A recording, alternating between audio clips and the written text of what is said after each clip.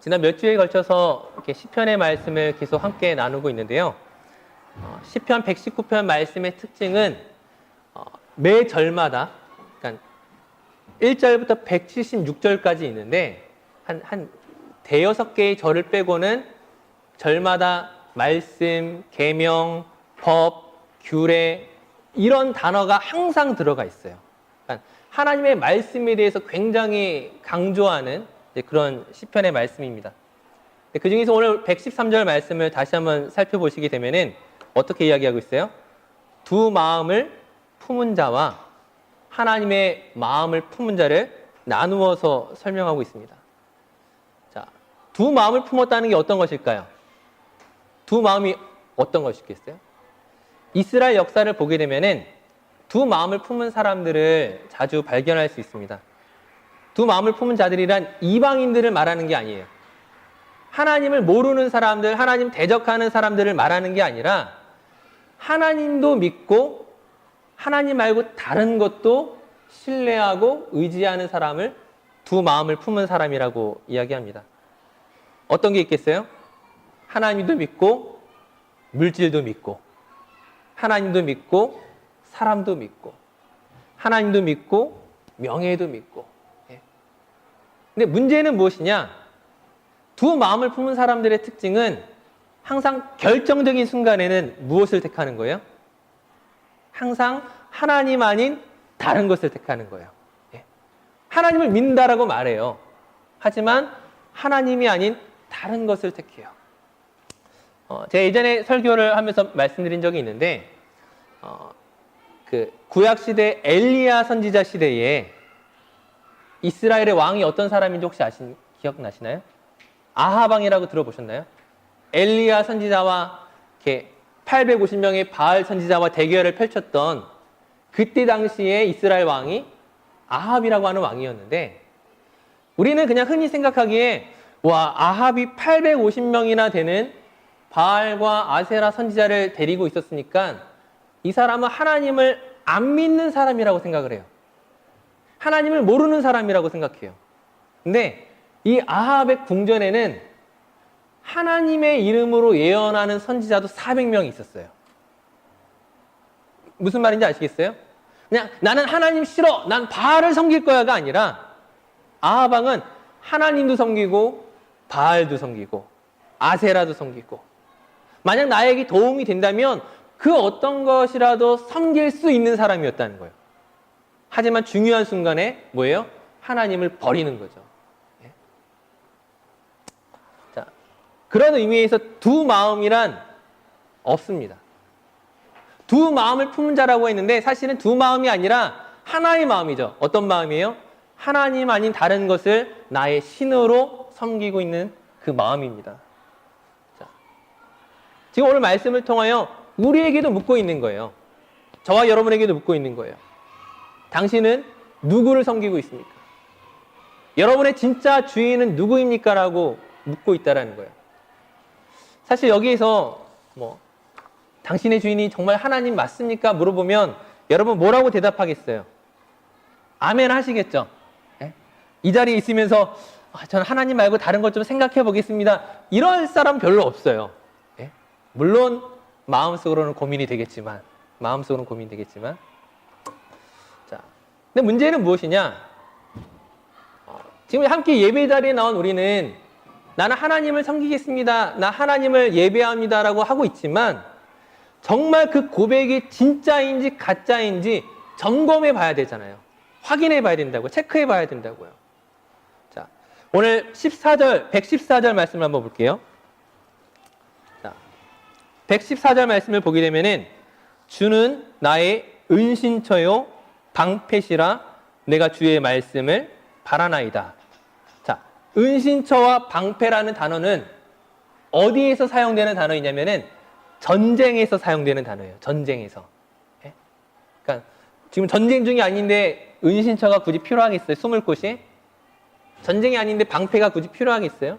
그러니까 전쟁이라고 하는 나의 생명이 위협받고 있는, 내가 죽음의 위기에 처해 있는 그런 상황 속에서 내 생명을 건져줄 수 있는 것은 어떤 거예요? 방패와 내가 숨을 곳이죠. 자, 그러니까 지금 이 시편 119편의 시인이 하나님은 나의 방패시오, 하나님은 나의 숨을 곳입니다라고 고백을 하고 있는데, 자, 내가 정말 다급하고 정말 내가 위험한 순간에 과연 나는 무엇을 의지하는지 알 수 있다는 거예요. 시인은 하나님이 나의 은신처요 방패요라고 고백을 했는데, 우리는 과연 위급한 순간에 무엇을 의지하는지 확인해야 된다는 거예요.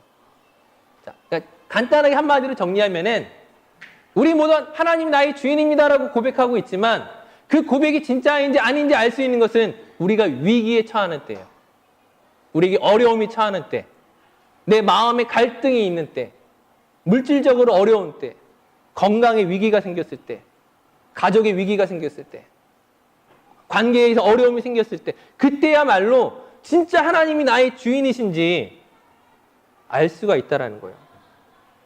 자, 그런 의미에서 사실은 하나님이 나의 주인입니다 쉽게 대답하기 어렵다라는 거예요. 그 위기의 순간 속에서. 제가 영상을 하나 준비했는데요. 그 2004년에 혹시 이라크에서 죽었던 김선일 씨를 여러분 아시나요? 15년 전 사건입니다. 15년 전 사건. 혹시 나는 한번 들어본 적이 있는 것 같다. 네, 성원 형제, 예주자매, 진희자매, 서인자매 몇 명 있어요. 자, 이 사건이 어떤 사건이냐면요. 이라크에 이렇게 업무차 갔던 김선일이라는 사람이 테러 단체에 잡혀가지고 죽게 되었던 사건이에요. 그러니까 15년 전이니까는 여러분들이 굉장히 어렸을 때였을 수 있어요. 네. 자, 한번 지금 테러 단체에서 잡힌 이분이 뭐라고 이야기하는지 한번 들어보세요. 사실. 네.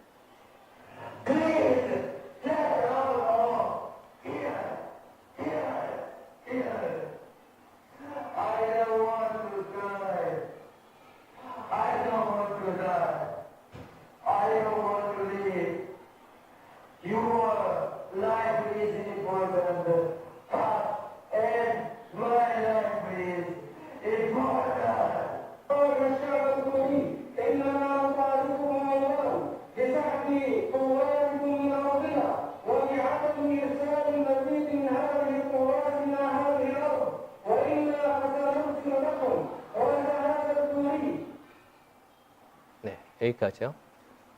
제가 일부러 화질이 안 좋은 걸로 선택했어요. 네, 별로 이렇게 영상이 그래서요. 사실 이 김선일 씨가 이제 미군의 어떤 군납업체 그런 일로 갔긴 했는데, 사실 이분이 선교에 대한 마음이 있었던 사람이에요. 그러니까 한국에서 신학도 공부했었고요.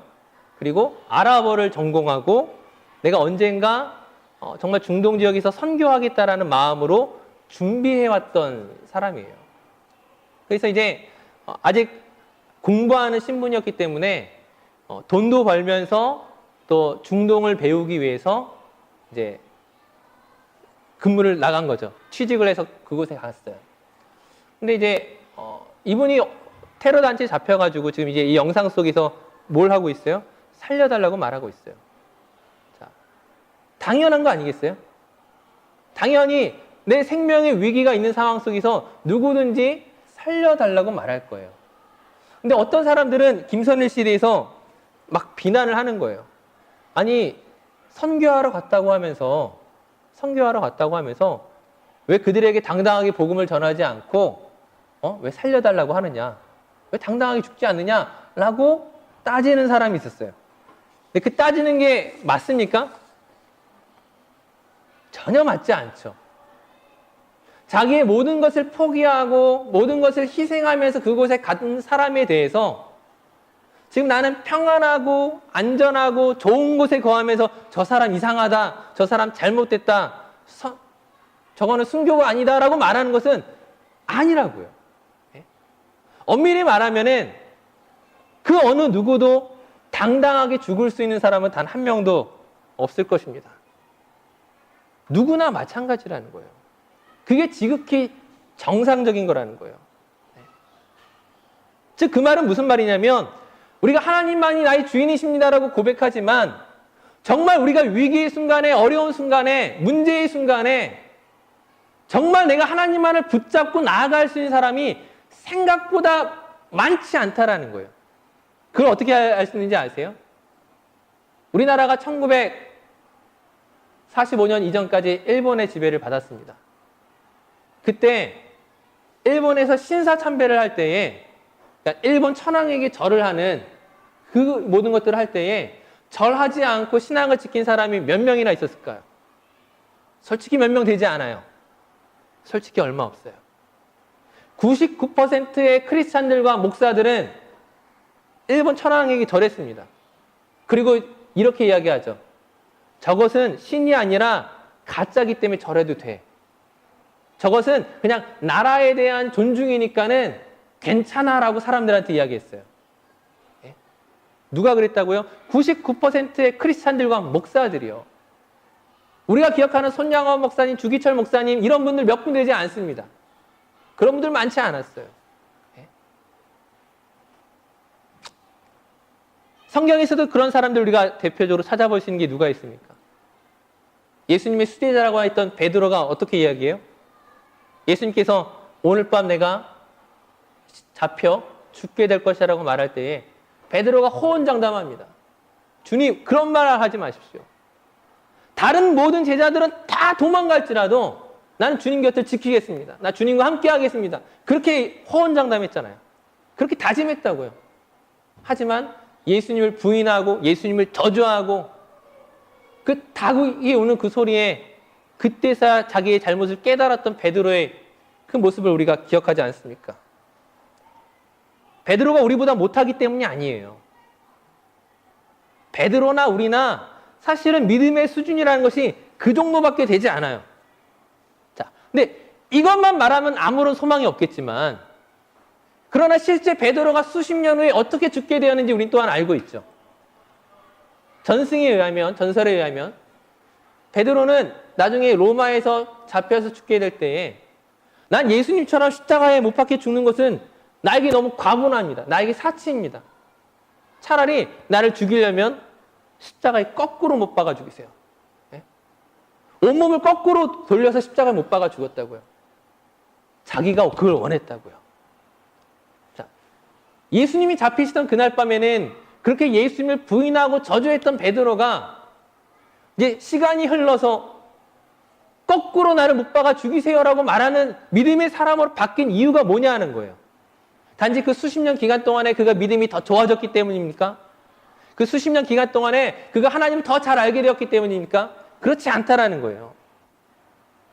겁이 없어진 것이 아니라, 용기가 많아진 것이 아니라, 믿음이 더 대단해진 것이 아니라, 이전에는 내가 주인공이 되어서 예수님을 주인으로 모시고자 했지만, 즉 예수님은 나의 주인입니다라고 말하지만 내가 예수님을 선택했다라고 생각했던 베드로였지만 그 시간이 지나서 어떻게 바뀐 거예요?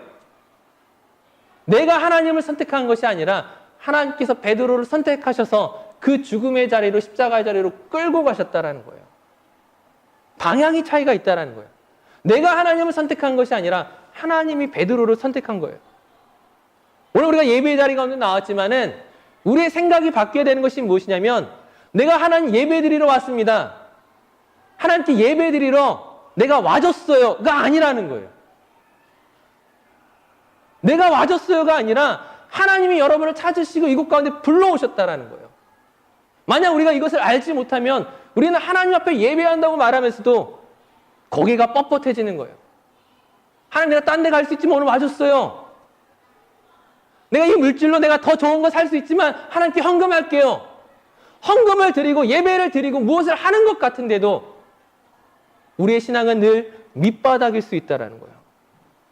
목사라 하더라도, 교사라 하더라도, 여러분들이 몇십 년을 예배 드렸다 하더라도 여전히 내가 하나님 와줬어요라고 생각하면, 내가 하나님을 선택한 것처럼 생각하면 우리의 믿음은 바뀌지 않는다고요. 하나님이 오늘 날 이곳 가운데 부르셨다는 것을 여러분들이 확인하셔야 됩니다. 내가 하나님을 섬기는 사람입니다. 하나님 나의 주인이십니다라는 고백은 멋져 보일 수 있지만 당당해 보일 수 있지만 그러나 기억하시기 바랍니다. 내가 하나님을 선택한 것이 아니라 하나님이 나를 초대하신 것입니다.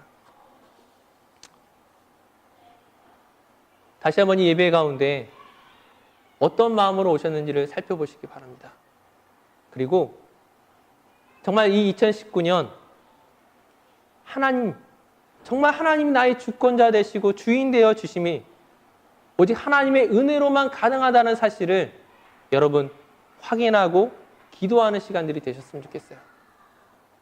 그렇게 변화해가는 저와 여러분 되시기를 축원합니다. 기도하겠습니다.